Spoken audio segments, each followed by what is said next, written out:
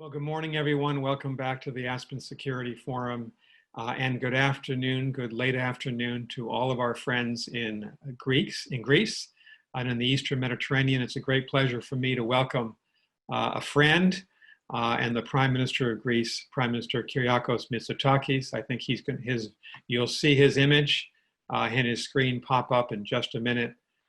Prime Minister Mitsotakis doesn't need a big introduction for an American crowd because we know him very well, but he's been the leader of the New Democracy Party in Greece, Nea Demokratia, for 4 years. I know that he modernized that party. He rebuilt its base, he rebuilt its platform, and he won a major electoral victory with an absolute majority in the Greek parliament. That stunned a lot of people, but frankly didn't surprise me. Knowing the gifts of this politician. He's been very skillful, in my judgment, in recreating Greece's relationship with the European Union. I want to ask him about that, about the recent marathon overnight summit meeting that he endured with Chancellor Angela Merkel and President Macron and the other EU leaders. And as we in America know, he's also rebuilt in many ways the long relationship, the alliance between the United States and Greece. He has a very good and productive relationship with President Trump, which is positive for both of our countries. So Prime Minister, it's great to see you in Athens. Welcome. Well, Nick, it's a real pleasure. Thank you for hosting me. And I can't imagine being interviewed by anyone more knowledgeable about our part of the world. So I'm really looking forward to this discussion. Well, thank you very much. And I should say to people who are watching in the United States and Greece, around the world, the Prime Minister and I have known each other for, it's amazing to say, over 20 years. I knew early on, Prime Minister, that I know you were involved in business, you were involved in finance, you made your own way in the world. I would hope that you would come back to politics. You did. And the result is a very close relationship between the US and the United States. We're going to have a conversation about a lot of issues. I want to ask you first about the biggest crisis in the world today, the coronavirus pandemic. We are suffering here in the United States. Nearly 160,000 Americans have died. We have the highest number of infections in the world and trouble across many of our states. You've had a very different experience in Greece, and I've admired from afar your ability so far, and let's knock on wood, to curb the pandemic. Tell us how you approached it and how you listen to the epidemiologists in Greece, because you do have an outstanding record. Well, Nick, thank you, first of all, very much for your kind words. As far as COVID is concerned, it was not really rocket science. We listened to the experts. We decided to shut down the economy sooner rather than later. We let the experts do the talking. We focused very much on our message, and we tried to convince Greeks that this should be a collective effort, and that we all had to gain if we were to succeed to contain the first phase of the epidemic. And indeed, it was quite remarkable how the Greek public reacted. They were extremely disciplined. This essentially allowed us to fully contain the first wave of the epidemic and to gradually relax our protective measures. And bring the economy back to some sort of normal activity. Of course, I do need to point out that as we open up the economy, the cases have started to increase, which is something that we expected. We also do much more testing, and we're also much smarter regarding the testing. But one word of caution, because I had a meeting with my team this morning. We should not fall victims of our own success. People do become complacent. And yes, it is tiring to do social distancing, and in particular to wear masks. We're very big on masks, and we've essentially made masks mandatory in all, everywhere indoors, but also occasionally outdoors whenever we cannot ensure social distancing. I changed my profile photo and put a photo with a mask. We want to send a signal that masks do matter because, frankly, Nick, we cannot shut down the economy for a second time. And everybody acknowledges that we need to find a way to live with the virus until we get to the point where we have a vaccine. So we're much smarter when it comes to contact tracing. We try to isolate, the outbreaks sooner rather than later, and we can still afford to do that. And of course, we were also I think, quite clever in the way we've opened up the country to foreign tourists. Everyone has to fill out what we call a passenger locator form. And we have a very complicated algorithm that essentially determines who needs to be tested. We've tested more than 240,000 people from the almost 2 million people who have arrived into Greece since we opened up. So we have, a big database that also gives us a very good indication of whether we have problems in other countries. For example, we very quickly identified that the Balkans was a problematic region.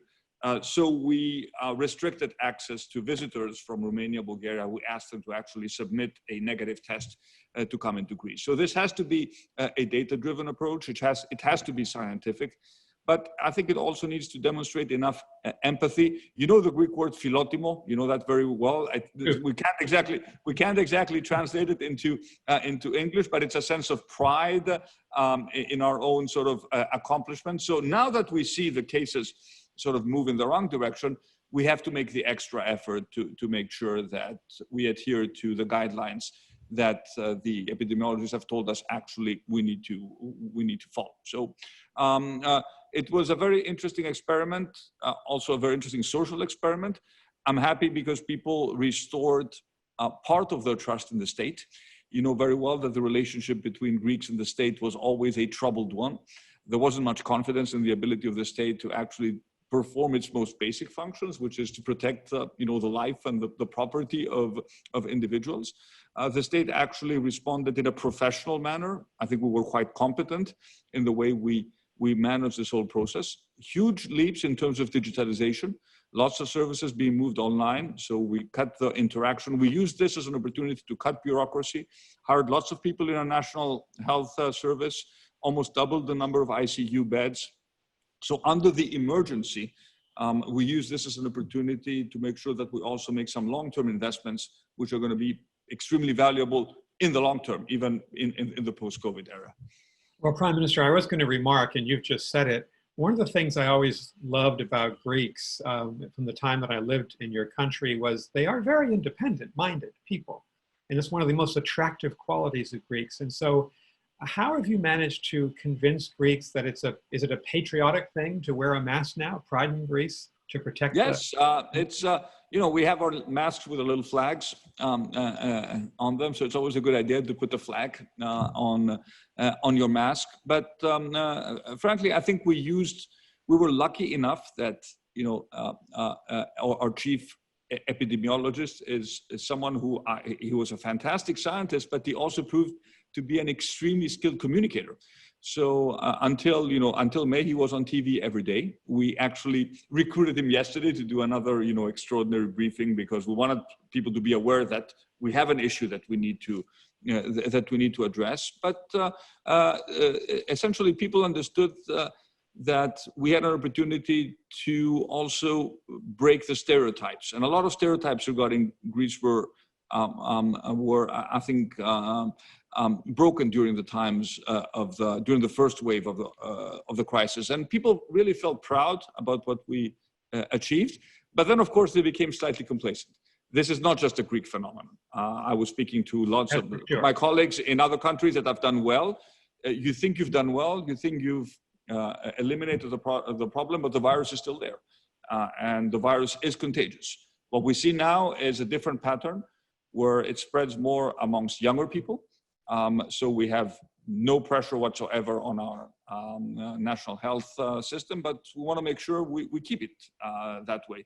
So when it comes to convincing people, I probably gave 7 or 8, I don't remember the exact number, direct addresses where I tried to explain to people in very plain language what was at stake. But we relied heavily on the experts doing the talking. So I didn't do daily briefings. I had daily meetings, but I didn't do daily briefings. But whenever I felt I needed to communicate directly with the people, I just made a nationally televised statement. And I think as a communication strategy, it worked pretty well. Well, knowing you and knowing about your education and your career in business, I'm not surprised that you were data-driven and that you were science-oriented. And may I just say, from the perspective of abroad, I really respect what you've been able to do, and putting your epidemiologists out front certainly made a lot of sense. Tourism is such an important part of your economy. Our daughter Caroline just spent 10 days in Greece. She went with a friend to Mykonos and to Milos, and then up to Thessaloniki. And Caroline, of course, has lived in Greece before. She was very impressed by how organized it was and how people did check as to where she had been and whether she had been ill. And she thought it was a very positive experience, but it must be a hard sell. Your tourism must be down from where it was a year ago. And how are you handling that? Look, we knew that we would suffer.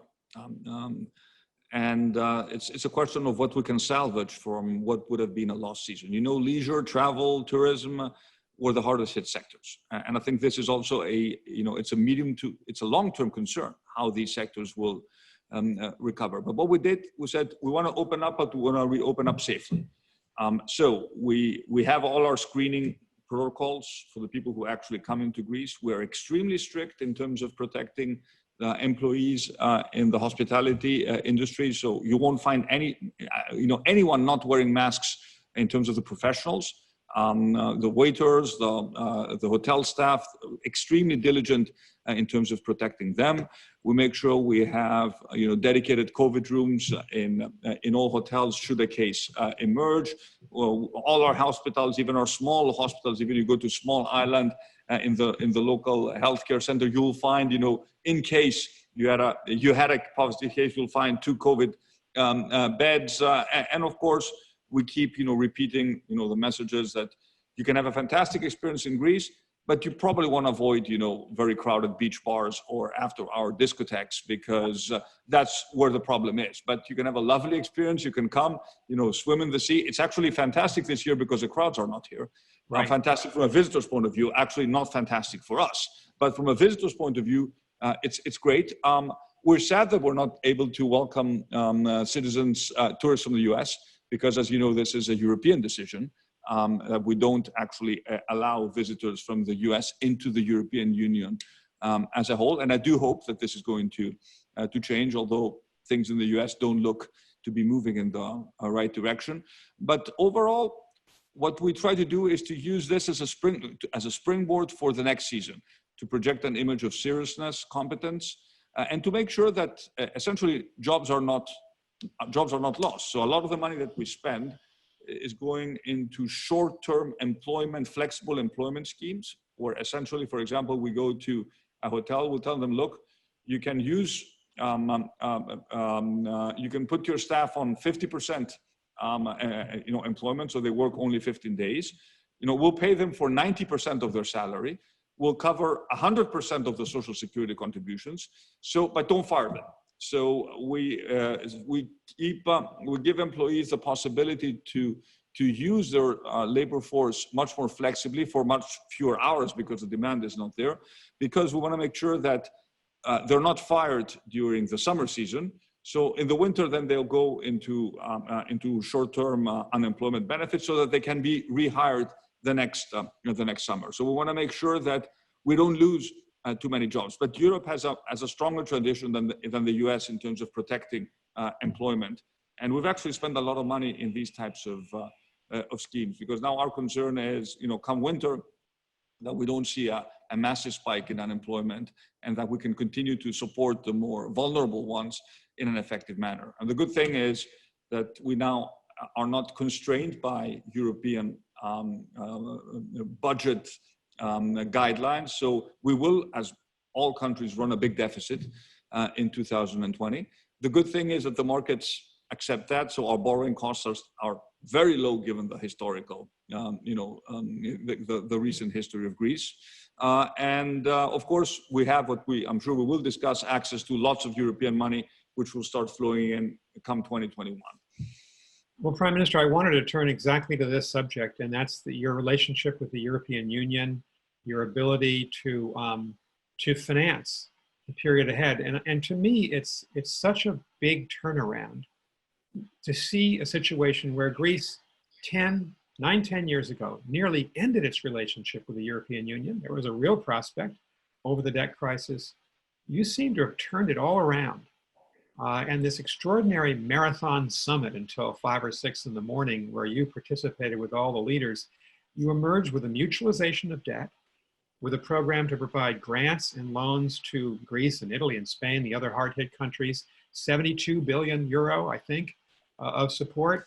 Tell us about your conversations with Chancellor Merkel, President Macron. How did that, it's a big turnaround for the Germans especially, Yep. a major change in philosophy. How did that happen? You know, Europe is never progressing in a linear manner. You know, you have periods of rapid progress, and you have long periods of stasis or stability where nothing is really happening. And I remember, actually, I was sitting in this conference room on this summit we had on March 26th, and it was a disaster. It was a video summit. Yeah, we couldn't agree on anything. There was, you know, a great disagreement in terms of actually coming up with some sort of neutralized debt instrument. And that was a time when I really thought, oh, we're in deep trouble. But guess what? You know, 4 months later, Europe has taken a significant leap forward, because we've decided that we will now use our collective firepower to borrow at the level of the Commission. So we will, all member states, guarantee a common debt instrument that is issued, however, at the supranational level. And not only that we will use this money primarily to give grants to the weaker member states. If you had this discussion in Germany, as you pointed out, even 4 or 5 months ago, it would have been inconceivable. And you know, hats off, as I told Chancellor Merkel, she took because it was very difficult for her to actually make that switch. But I think she understood that this is exactly what was necessary. So I don't know if it's exactly, you know, a Hamiltonian moment, but I can tell you it comes pretty close, given Europe's difficult relationship with any sort of mutualized debt concept. And I made the argument, not just on behalf of Greece, but on behalf of Europe as a whole. If the Southern Europe were to collapse, the single market would collapse. And even in my discussions with the Frugals, because I had lots of discussions and I'm good friends with all the leaders, I told them, look, you're export-oriented economies. You know, you sell us renewables or electric cars, or if that part of the internal market disappears, you will also suffer. So I think we ended up with something which is very important, 390 billion euros in total in grants. Why are grants important? Because, you know, we, the Italians, the Spaniards, the Portuguese, have high levels of debt. We cannot add significant additional debt to our debt stockpile. So we need Europe to borrow at the European level, so that we don't incur the additional debt. And of course, now as far as Greece is concerned, we have 40 billion euros out of the multi-annual financial framework, which is the 7-year budget of the European Union. And we have 32 billion out of the new recovery fund, out of which 19 billion is grants. And I'm telling you, we have already put the teams in place, you know, set up our internal governance structure, because by October 15th, we need to submit our plan. And there will be, you know, this is not free money. This is what I explained to people in Greece. It's not that someone has suddenly printed 32 billion and given it to us to spend.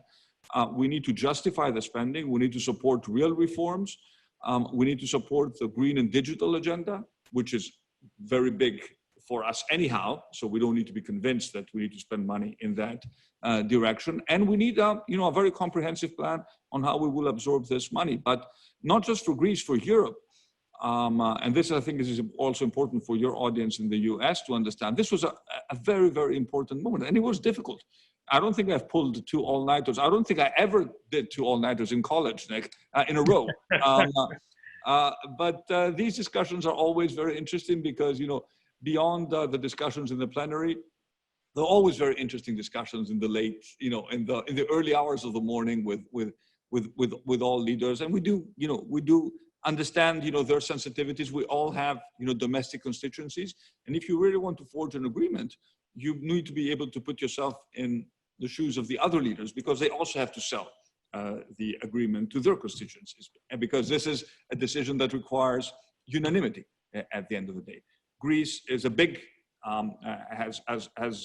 is a big sort of, I hate to use the word winner, but we're getting a lot of money as a percentage of our GDP from this a new instrument, and we intend to put it to good use. We'll have 3 years to make sure we complete, to submit the projects, and then another 3 years to get the money. So this is a 6-year time horizon, and I intend to use this money to really transform the country. So it's a cliche to say that the crisis is a terrible opportunity to waste, and you can think of COVID as an opportunity because it's a tragedy given the number of people who've lost their lives. But it is also, it gives us the additional impetus to drive through change that is so necessary in Greece. And because I was elected on a reform agenda, and I never told the Greek people that I don't want to do reforms, now I also have the financial firepower to implement the reforms I always wanted to do.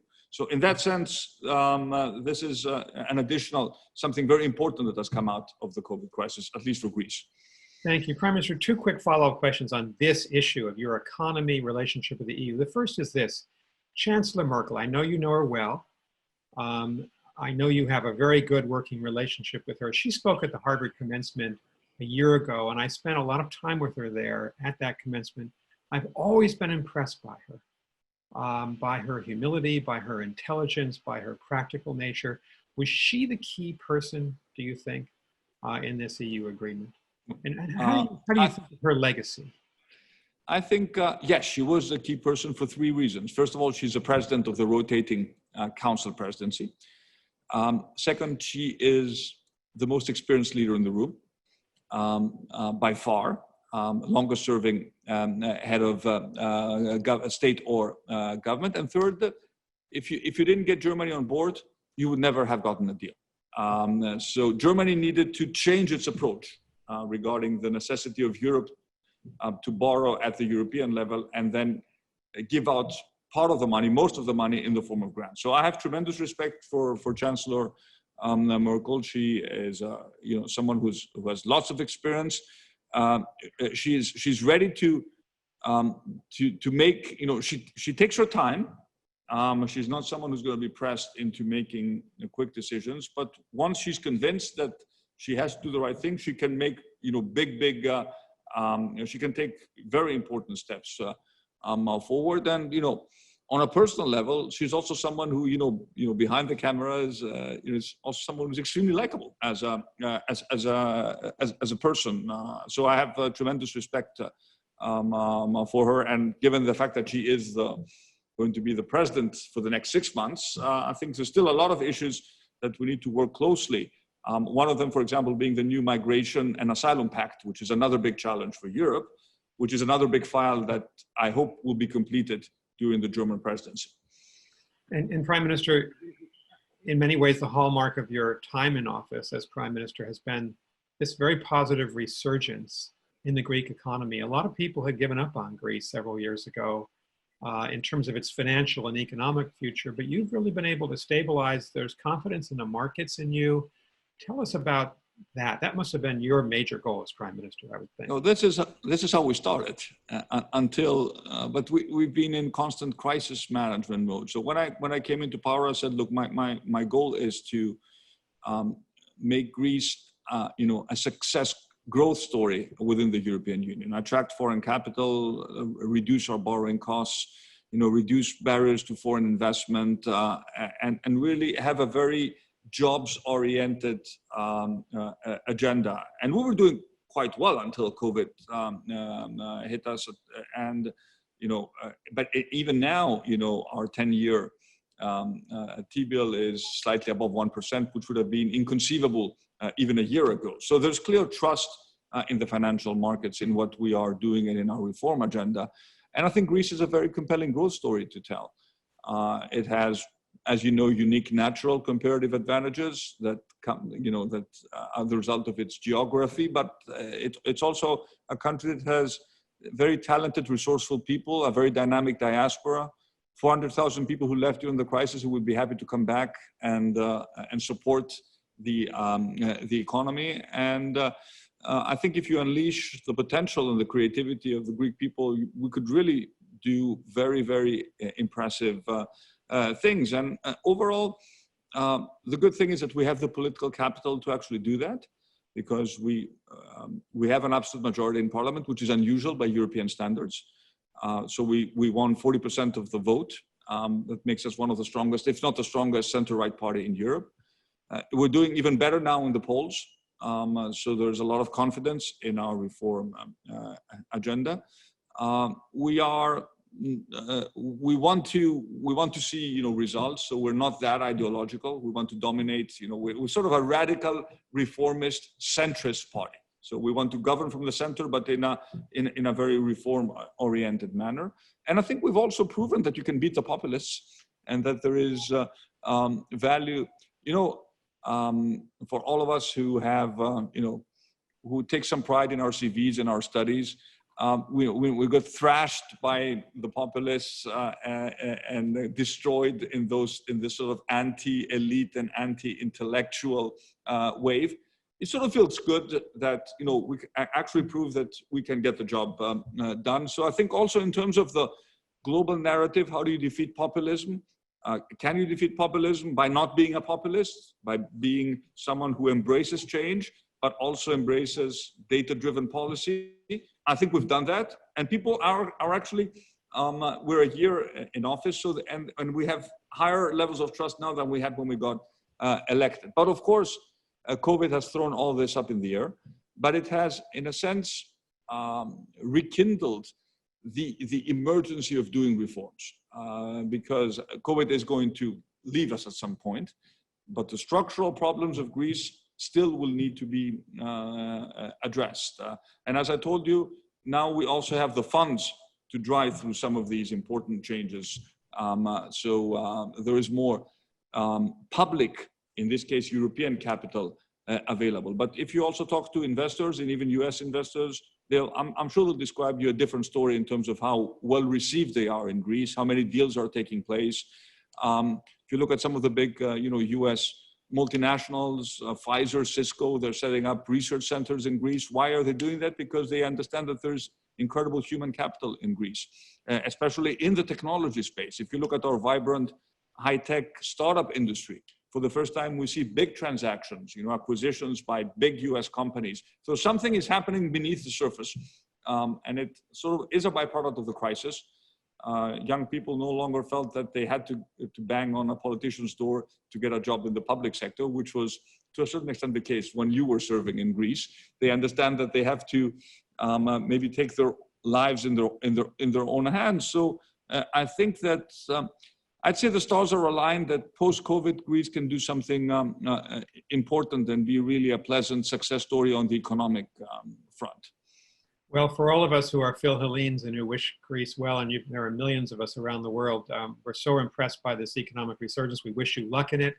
Now let's talk about a very difficult issue. You won't be surprised to hear me raise the issue of Turkey and President Erdogan. For those people listening here in the United States and around the world, the Turks have once again been contesting Greek sovereignty in the Eastern Aegean. That's not new. They've been doing that for decades. Turkey has been very difficult and I think wrong, frankly, in contesting Greek and Cypriot natural gas drilling in Greek and Cypriot waters in the Eastern Mediterranean. And then, of course, we have Turkey with very unfriendly statements about Greece. Prime Minister, how do you, Turkey is your neighbor. It's been your neighbor forever and will be forever. How do you, it's a big country, it's a powerful country with a willful president, excuse me. What are your relations like with him? How do you handle all these problems with Turkey? Look, I've met President Erdogan twice since I became prime minister. And our first meeting, I told him that honestly, let's try to do a restart in the Greek-Turkish relationship, because as you said, we'll be neighbors forever. I think our people are quite close, and even culturally close. I think that really there is no animosity in spite of all the stereotypes between the Greek and the Turkish people. Unfortunately, I didn't get the response I was expecting. What we've seen from Turkey over the past year essentially has been, the signing of what we consider to be a null and void and completely illegal memorandum of understanding between Turkey and Libya, which clearly violates Greek sovereign rights because it recognizes no exclusive economic zone to Greek islands. Completely unacceptable, completely illegal, not just in our minds. I think everybody would probably share that view. We've seen completely illegal drilling, not just exploratory work, within the Cyprus exclusive economic zone. So in clear violation of the sovereign rights of Cyprus. We've seen overflights over Greek islands. We've seen the attempt to weaponize migrants and refugees. In the beginning of March, you probably remember when tens of thousands tried to cross the Greek border, and we defended the Greek border, and we said, this is not going to happen. I think Turkey is also behaving in an unreliable manner within NATO. There are collective security concerns being raised. Purchasing the S-400 system is an issue of concern to all of us, including the US, because it compromises, the F-35, which is an integral part of NATO as the most advanced airplane that NATO has. Violation of the arms embargo in Libya. So Turkey is behaving in my mind in a destabilizing manner, and this is not just a problem for Greece. It's a problem for Europe. I think it's also a problem for the US in terms of the fact that the US has always been interested in the Eastern Mediterranean. So we made it very clear, and I made it very clear to President Erdogan, that I'm always happy to discuss the one outstanding issue which we consider to have with Turkey, which is the delimitation of our maritime zones in the Aegean and the Eastern Mediterranean. From your times as ambassador, there were exploratory talks taking place, and we've discussed and we've made progress until Turkey cut off the exploratory talks in 2016. We told them, we're happy to resume the talks, but we cannot do this, at gunpoint, and we will not be blackmailed to the negotiating table by threats that you will violate our sovereign rights. So this is off the table. And we also made it very clear, because we had a recent incident where Turkey issued a NAVTEX threatening seismic activities within the Greek exclusive economic zone. And we basically said that this is something which we will not accept. The good thing is that there was a standstill, and the ship never sailed. And I take this as an indication, because I want to see the glass half full, as a positive indication that while we talk, if we really want to talk, we can't undermine the substance of the talks, which is, how do we solve the problem of our claims regarding the exclusive economic zone. And I've also been very honest, Nick, in telling the Turks and the global community, look, if we cannot agree, let's go to court. Let's go to The Hague. Agree that this is the one difference we have, set the parameters, agree on what we have agreed, agree on what we disagree, and we will respect the decision of the court because we respect international law. And I think it's a fair approach, to the extent that we cannot, if we cannot resolve our differences directly. But there have been other, provocative activities, converting Hagia Sophia again into a mosque was something which in my mind was completely unnecessary. It's been a museum for 86 years. Istanbul is, Constantinople is not short of mosques. There's beautiful mosques, and many of them. So why take a church which became a mosque and then a museum, but still an indication of intra-faith understanding and dialogue, and politicize in such a manner? A completely unnecessary activity, which I think also raises serious issues, because this is a World Heritage Site declared by UNESCO, and it was declared a World Heritage Site as a museum, not as a mosque. And I've also made it very clear to our European partners that should Turkey pursue on this activity, there need to be consequences. There need to be sanctions. So either the relationship is going to improve, or if Turkey continues to violate sovereign rights of Greece and Cyprus, the European Union has to react. And for the first time, I see a much better understanding within the European Union that Turkey's role, in our part of the world is really not very constructive. Again, we don't want to isolate Turkey. And I'd be the first to champion a productive relationship between Greece and the European Union. I want to engage the Turks when it comes to migration. They host 3.5 million refugees and migrants. And so far we have worked with them, but we cannot work under the constant threat that they will open the floodgates and send us refugees and migrants to put pressure on us. And we've proven that we don't respond well to pressure. We will react. We have the capacity to react, the ability, the willingness, the national unity in Greece to support this policy. So it's a carrot and stick approach, but they need to be of equal. Both the carrot and the stick need to be of equal size when it comes to Turkey. Well, we've felt the reverberations from these crises here in the United States. Of course, we have a lot of Orthodox Christians in the United States, and it's been a major issue, Hagia Sophia, built one of the most important churches in Christendom, built by Justinian in the 6th century. Of course, a mosque in the Ottoman years, but as you rightly point out, it's been for 80 years, more than 80 years, largely a place of access to all faiths. And now to see it return to Muslim prayers has been disconcerting for the Christian world. You saw a very strong statement by former Vice President Joe Biden, yes, and European political leaders speaking out about this. And the issue of sanctions, Prime Minister, one of our most experienced American foreign correspondents is Steve Erlanger of the New York Times. He wrote a piece in yesterday's New York Times saying that Turkey is now a major problem inside NATO, and yet the leaders of NATO are kind of turning away from making a decision should Turkey be sanctioned on the S-400. And on the other, do you think it should be sanctioned? It's an issue. When we met in London in December, I raised the issue. The truth is, President Macron at the time was very supportive, but and he's been, a forceful voice highlighting the fact that Turkey is behaving in a disruptive manner. But I think the alliance will find itself faced with the reality of its an important member of the alliance, the second largest, military within the alliance, behaving in a way that undermines the interest of the alliance and the interests of members, of other members of the alliance. So I think this is an issue which I also read the piece, and I think it's an issue we can no longer afford to necessarily put under the rug. It will be raised. And of course, the issue, of purchasing weapon systems that endanger the defense arrangements of the alliance is an issue of concern, not just for the U.S. It should be an issue of concern for the alliance as a whole. But again, I do hope that we've sent a very clear signal to Turkey.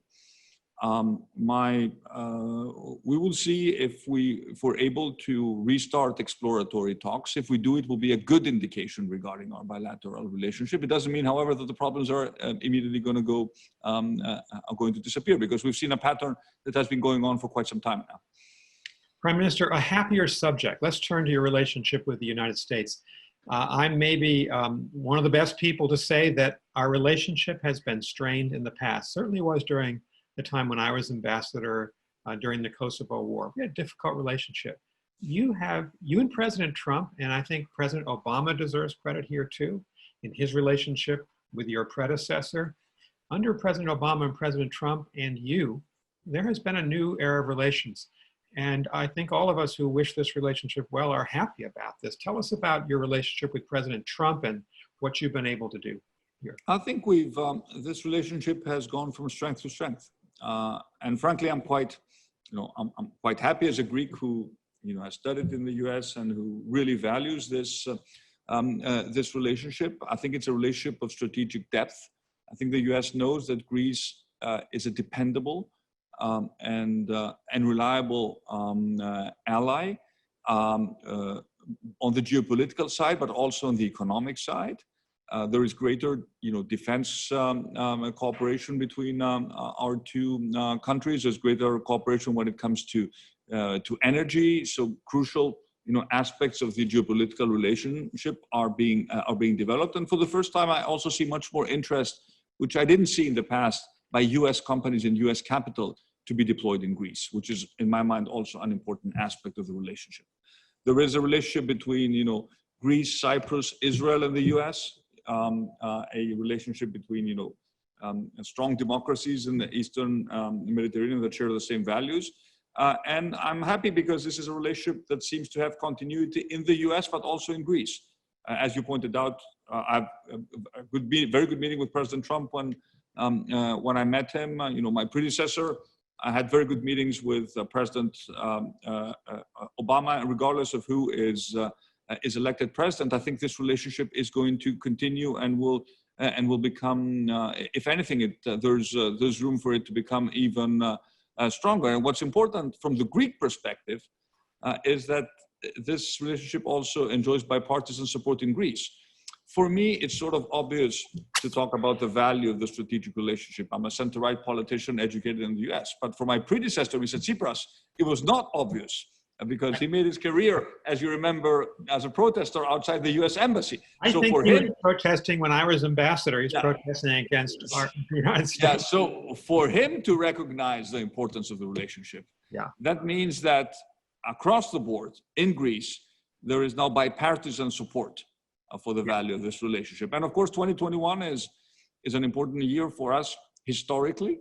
We'll be celebrating the bicentennial of the Greek Revolution, which was very much inspired by the US Revolution and by the values of the US Revolution. So we shouldn't forget that our ties go back into history, and that of course we also have a tremendously vibrant and dynamic Greek American community, which serves as a bridge between our two countries. And what we also did, which is important, is after 45 years, we for the first time gave the right to those Greeks who have the right to vote from their place of permanent residence, because until now everyone had to come back to Greece to vote. So now most people, in place, right? Yeah, most people will be eligible to actually vote where they actually, in terms of our diaspora, will be eligible to vote from where they actually live. Especially those who left the country relatively recently. So you trust mail voting in Greece? You have a good system. You can have secure ballots with mail voting? We're not going to do mail voting. They will vote in the embassies and in the consular offices. So we will in the next election we will set up voting infrastructure in the places where we have a big Greek or Greek American community. I almost dragged you into American politics, but you skillfully avoided it. Very good. I've been very careful not to. I know you haven't. Not to make any comments. Yeah. And rightly so. Prime Minister, one of the big issues here, we talked to Prime Minister Scott Morrison last evening as part of the Aspen Security Forum. We talked to the Foreign Minister of Singapore, Minister Balakrishnan. We talked to the Chinese ambassador to the US, Sui Tiankai. 5G has become a signature issue in how we relate and compete with China. Australia, the United States, UK, important friends of Greece have all taken the position that Huawei should not be part of our networks. What is Greece's position? Okay. We start this debate from the fortunate position that Huawei doesn't have a strong presence in Greece, at least in the core network, and it will remain so. That's going to be our policy. Going forward, and probably so as far as the core network is concerned, it will be completely Huawei free, and even those operators that have a Huawei presence in terms of their antennas are probably going to decrease that as well. So we recognize that this is a real security concern for the US, but also for Europe, and we will sort of align ourselves with the practices of most European countries, although Again, our operators are foreign operators, but we didn't inherit a big problem, so it's easier for us to actually deal with it going forward. And we'll be one of the first countries to actually license off our 5G spectrum before the end of the year. So we've actually kept our timetable. We're big believers in the value of this investment, and we want to be one of the first beneficiaries. But we fully recognize, the valid security concerns. And we will do our best to address them. But we're starting from a good position in terms of as we speak, we don't have a big problem. I know that for Greece, Chinese investment has been important. I know that, of course, the port of Piraeus, the largest port in the Eastern Mediterranean, run by a Chinese state firm. They have a contract. Are you convinced that Greece has been able to ensure that any kind of nefarious Chinese influence through industrial espionage, that you've blocked that off? Can you make that assurance? Yes, I can. Again, and I think I have good knowledge in terms of what I'm talking about. Yes, the Chinese have invested in the port. Yes, we're happy with the investment. We're very open. They invested at a time when very few people invested in Greece. Piraeus has been turned from a minor player into one of the most important, if not the most important port in the Mediterranean. We're leveraging our geographic position. It's a natural entry point for Eastern Europe. It's a big investment that is taking the port forward. But if you look at our overall portfolio of foreign investments, Nick, we have no real dependence on Chinese investment. If you look at overall FDI presence in Greece, and frankly, we want to attract capital from all sources, and we don't want to be too dependent on any country. So the port is important, and it's been it's been a win-win proposition. But of course, when we talk about technology, data protection, that's a different ballpark. And we have to be very, very careful and very protective, and also very sensitive in terms of the security concerns of our strategic allies. Very good, Prime Minister. Andy Zemenides has a question, and I want to invite Andy to take the stage. We may have a several second delay, so we'll hope that he'll come on board. Andy, if you are with us. Thank you, Ambassador. Mr. Prime Minister, good to see you again. Doing a little bit of American politics, a lot of us may remember, since it's a presidential election year, the famous 3 a.m. crisis commercial. Who do you want answering the phone at 3 a.m.? And you've had 3 crises: the Evros crisis, the Corona crisis, and this latest NAVTEX. And I have to congratulate you, because I think you shoot to the top of answering that 3 a.m. phone call.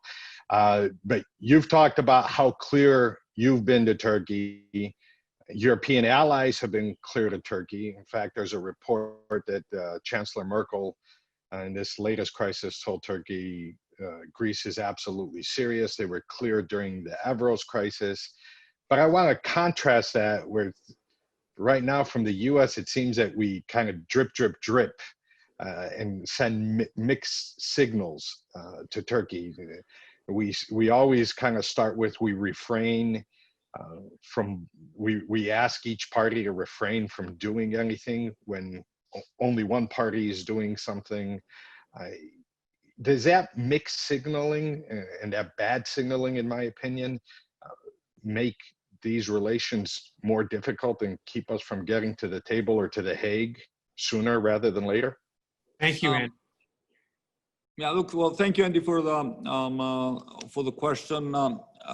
Frankly, if I look at the official statements by the State Department, maybe with a few slight exceptions, but overall they've been quite supportive of Greek positions. And you're right that when there's an encouragement for both parties to refrain, this is a fundamentally unjust statement as far as Greece is concerned, because we are not engaging in any provocative activity that could provoke, if I look at it from Turkey's side, that could provoke their interests, while they're clearly not doing the same. When I was in Washington in January and we met, I did sense that within the administration, but also in particular on the Hill, there was a bipartisan understanding that the relationship with Turkey is not the same that it was 3-4 years ago. It's not as predictable. Turkey is behaving in a manner that is actually threatening U.S. interests in the Eastern Mediterranean. And pieces of legislation, also sponsored by Senator Menendez, are clearly an indication that there is a much better understanding in Washington of what is really happening in the Eastern Mediterranean. And I do want to also use this forum to help, clarify what is really happening and what U.S. interests should be, regardless of the historic ties between Greece and the U.S. So I had a very honest discussion with President Trump. I think he understood exactly what I told him regarding what our limits are and what we can and what we cannot accept. And I think also the administration and the State Department bureaucracy, I'm sure, has a pretty good understanding of why things today are different from what they were maybe 5 years ago. And also I think within NATO, it is very clear that this sort of hands-off approach, that, we have 2 NATO partners, so we're not going to go into the details, is no longer going to be accepted by me. And I raised this also with Secretary General Stoltenberg, that we're a NATO contributor, we're an ally, and we expect, when we feel that a NATO ally is behaving in a way to endanger our interests, we cannot expect from NATO the similar approach that, we don't want to interfere in your sort of internal differences. This is profoundly unfair for Greece. Andy, thank you very much. Prime Minister, we have another question from Rahul Sumant. Rahul, you have the floor. Please, please ask your question.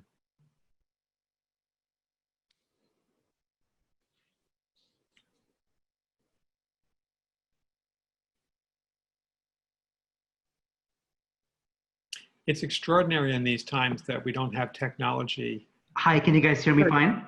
Yes, Rahul, I hear you now. Yeah, hi. So the question for Prime Minister Mitsotakis is, you mentioned you're a very data-driven person, and one of the difficult things you've been dealing with, of course, is how to keep the economy open while making sure that people are safe from the coronavirus pandemic.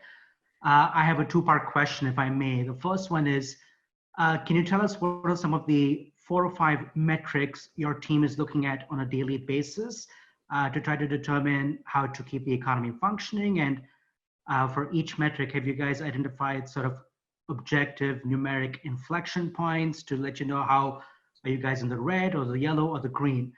And the second question, if I may, is somewhat open-ended and generic.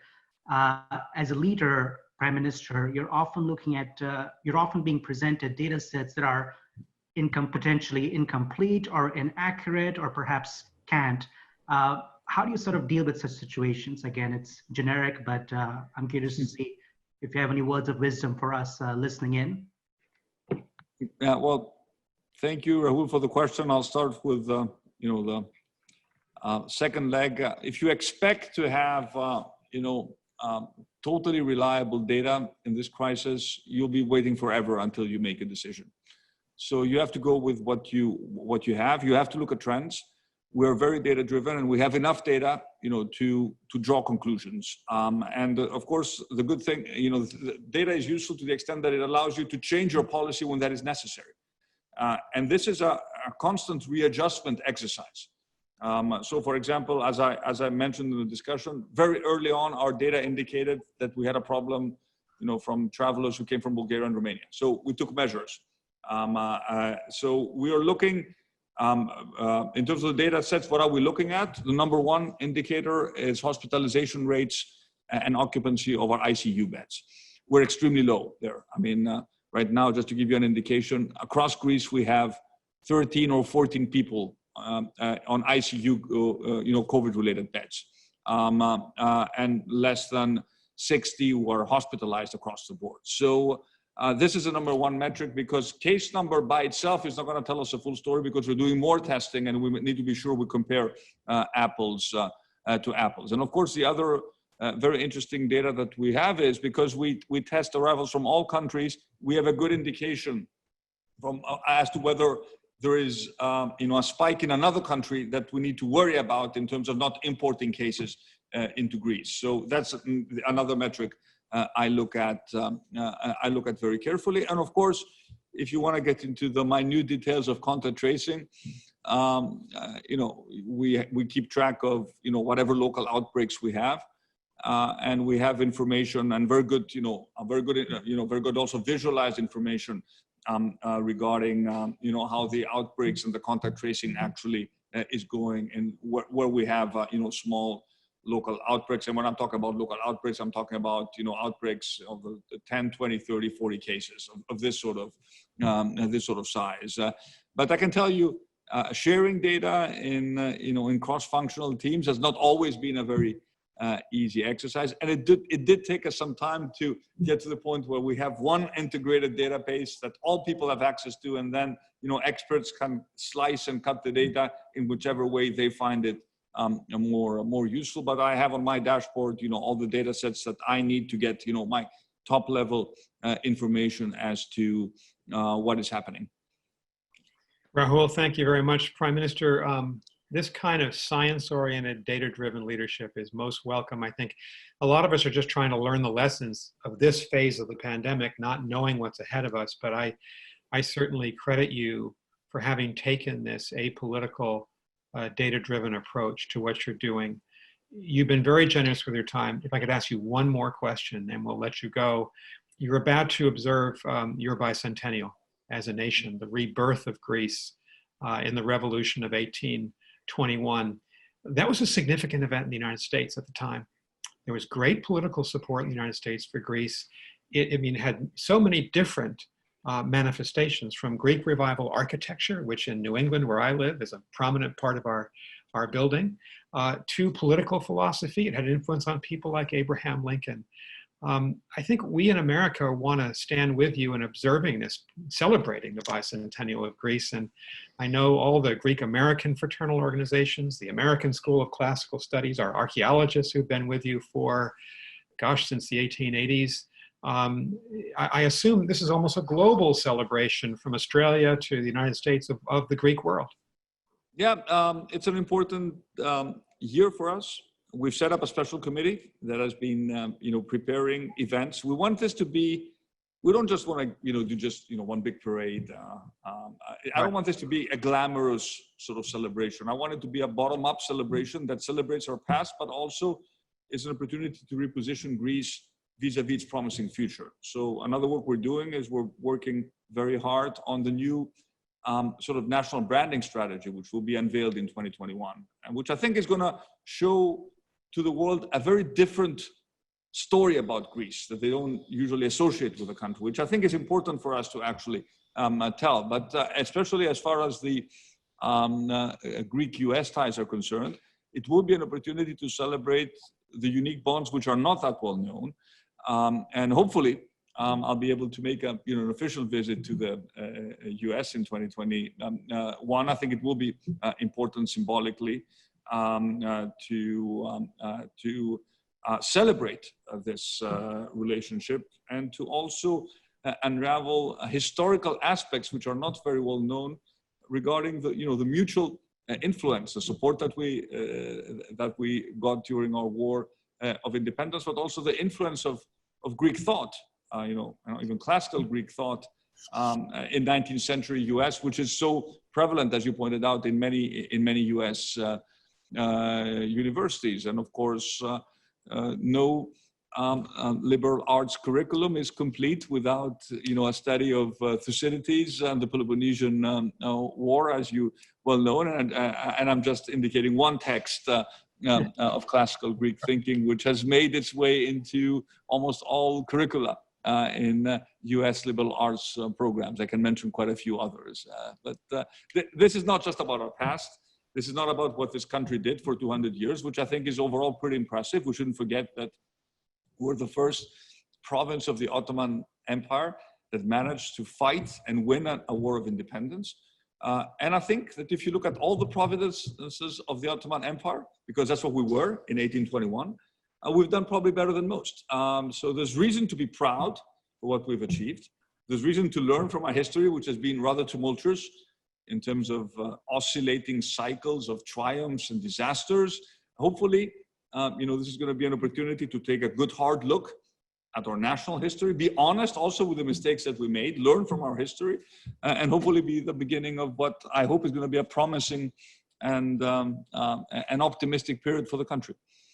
Well, I think that's a great way to end this interview. We who admire Greece and care about the country are so pleased to see the progress made, see how well the Greek people are doing. And Prime Minister, congratulations on all of your progress and achievements. And we look forward, hopefully after a vaccine, to welcoming you as Prime Minister to the capital of Greek America, which is the Athens of America, which is Boston, Massachusetts, where I live.